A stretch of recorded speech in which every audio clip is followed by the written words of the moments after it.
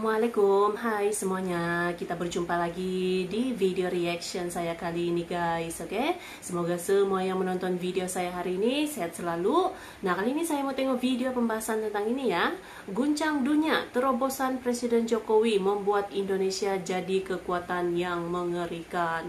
Jadi ini dia ya, perlahan-lahan gitu Indonesia semakin menunjukkan gitu ya langkah beraninya ini untuk menjadi salah satu kekuatan besar di dunia.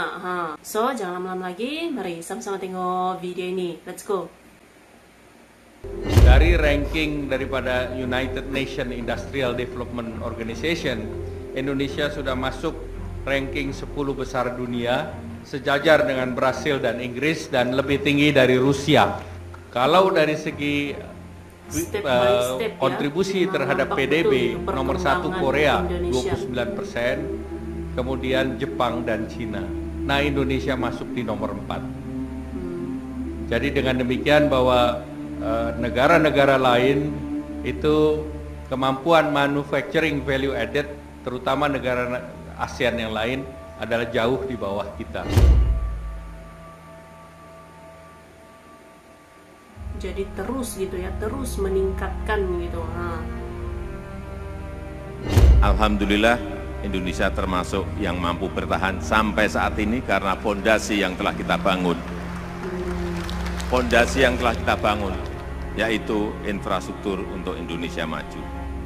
Dan strategi berikutnya adalah industrialisasi, hilirisasi.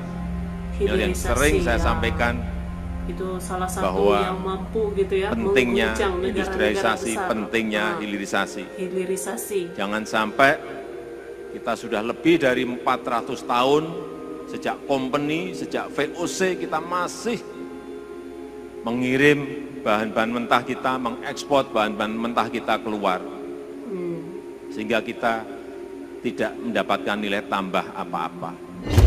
Tetapi pekerjaan besar kita bukan ada di situ. Setelah menguasai ini, pekerjaan besar ke depan yang ingin kita lakukan adalah bagaimana membangun sebuah sistem besar.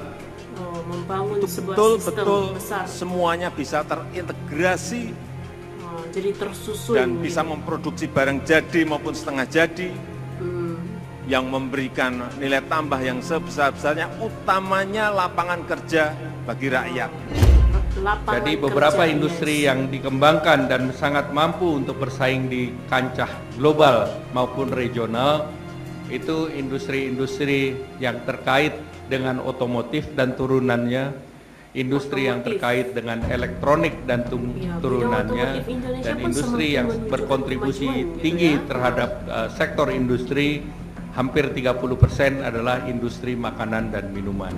Jadi ini merupakan potensi-potensi industri yang dalam 5-10 tahun ke depan adalah penggerak ekonomi nasional, dan sektor ini pula lah yang diandalkan oleh negara-negara lain yang akan mampu menarik pertumbuhan ekonomi dunia. Karena inilah yang akan menjadi lompatan besar peradaban negara kita. Saya meyakini itu. Kita tidak boleh mundur, kita tidak boleh takut, karena kekayaan alam itu ada di Indonesia. Ini kedaulatan kita, dan kita ingin dinikmati oleh rakyat kita, dinikmati oleh masyarakat kita. Kekayaan alam tuh memang sudah ada di Indonesia sedang gitu ya. Serius berbenah. Langkah-langkah strategis telah dijalankan pemerintahan Presiden Republik Indonesia Joko Widodo. Hal ini semata-mata untuk menjadi lompatan besar peradaban negara Republik Indonesia. Namun, perjalanan panjang Indonesia untuk menjadi negara maju belumlah usai. Meski proyek hilirisasi mulai membuahkan hasil, masih banyak pekerjaan lain yang harus dilakukan.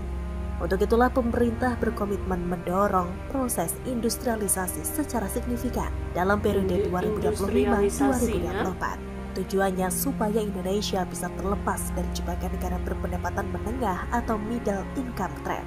Ekonomi Indonesia saat ini sudah masuk dalam era industri, karena berdasarkan data daripada World Economic Forum, data daripada United Nations Industrial Development Organization, negara dengan pendapatan kontribusi industrinya di atas 17% itu sudah masuk di dalam kategori negara industri.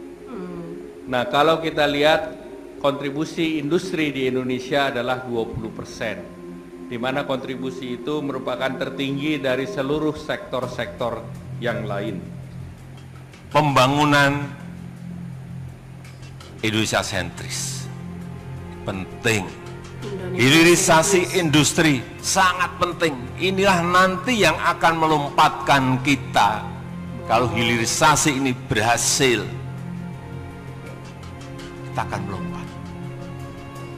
Kita punya potensi yang sangat besar sekali. Iya, Tapi betul. jangan diekspor Potensinya itu memang mentah-mentah. besar dan banyak. Industrialisasi gitu. akan menjadi fokus pembangunan dalam Rencana Pembangunan Jangka Panjang Nasional atau RPJMN 2025-2024. Mekanismenya pun bukan lagi dalam bentuk dorongan untuk hilirisasi sebagaimana digencarkan saat ini. Melalui strategi industrialisasi ini, pemerintah mematok target total kontribusi industri terhadap produk domestik bruto atau PDB Indonesia bukan hanya akan mencapai hilirisasi ya, 28% pada 2045 dari 2025 sebesar 18,7%. Target kontribusi itu belum pernah dicapai Indonesia, melainkan sudah. Melalui strategi industrialisasi ini, pemerintah akan memfokuskan pembangunan industrinya berdasarkan kekuatan sumber daya masing-masing wilayah, sehingga pembangunan proyek-proyek industri tidak lagi serampangan dan kucuran investasi yang dicari akan lebih selektif. Dalam jangka menengah, pembangunan industri di wilayah Jawa Bali misalnya akan berbasiskan pasar, memproduksi barang konsumsi, hingga memanfaatkan keunggulan aglomerasi. Selain itu juga akan menjadi pusat jasa modern, itu gerbang internasional untuk pariwisata dan menjadi lumbung pangan nasional. Adapun untuk wilayah Sumatera dan Kalimantan, industrialisasinya berbasis sumber daya alam dengan memanfaatkan keunggulan komoditas perkebunan dan pertambangan. Selain itu juga didesain sebagai lumbung energi dan pangan nasional, pengembangan pariwisata berbasis alam dan budaya.